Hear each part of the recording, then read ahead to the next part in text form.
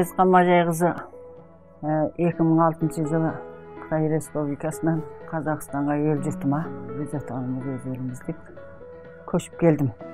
Содан бері қаратай балаларды оқытып, жұмыс істетіп, бұрынғы ата-бабаларымыздың дүниелерін мысалы, соның бәрін дәріптеп, оқушыларға да көрсетіп, осылай істеп келе жатырмын.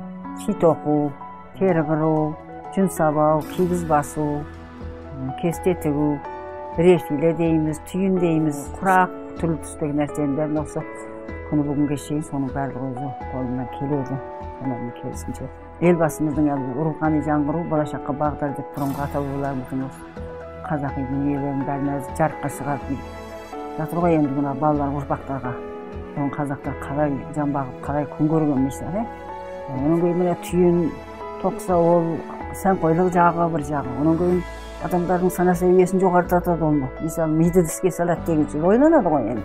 Мына кесте тігу, ою, кигіз басу дегенің өзі үлкен өнер. Сол уақытта соларменен жан баққан. Тоқыма тоқу. Өзіміз мысалы үстімізге киген попайке дейміз, сым дейміз, осының бәрін қолымыздан тоқып кигенбіз.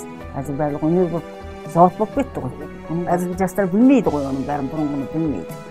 Сол бұрынғы күні дәстүріміздің әңгімесін үйретіп, дәріптеп өстіп жетелеп келе жатырмыз. Ал енді біз үйреткен бала-шағалар кейінгі ұрпақтарға жалғастырсын.